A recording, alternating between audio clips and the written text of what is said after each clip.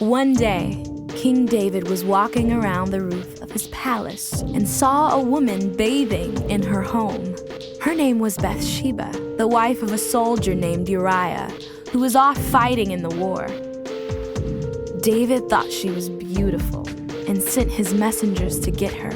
They brought her to him, and David and Bathsheba slept with one another.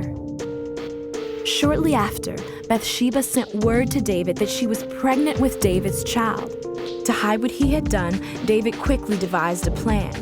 He called Uriah back from the war, hoping that he would sleep with Bathsheba, and it would look like he had gotten her pregnant. But when Uriah came home, he slept on a mat outside his house because he didn't want to disrespect his fellow soldiers still at war by living comfortably while he was at home.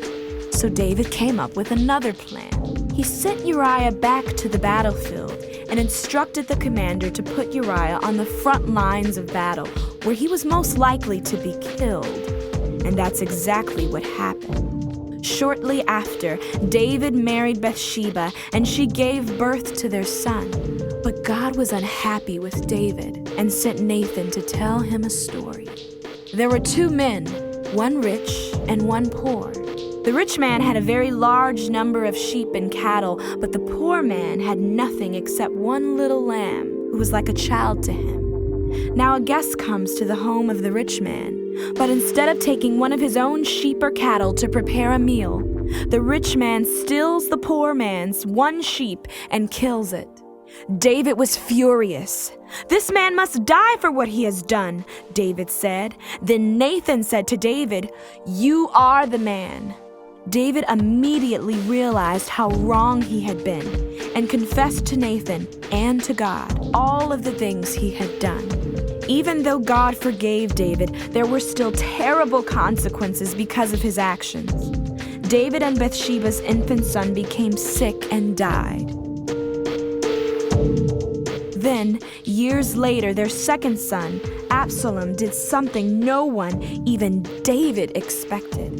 He gathered an army together to overthrow his father as king.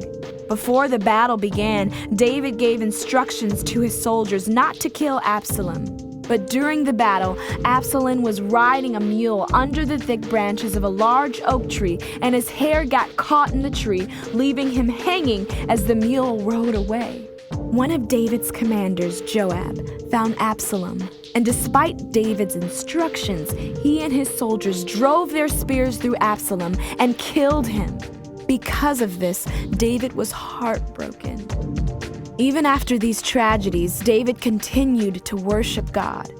He had not forgotten about God's promise to one day build the temple. So David told his son, Solomon, that he was to start building it. In his final days as king, David led the Israelites in worship of God for all of the ways that God had helped them and provided for them over the years. Then, shortly before his death, David handed over his kingship to Solomon.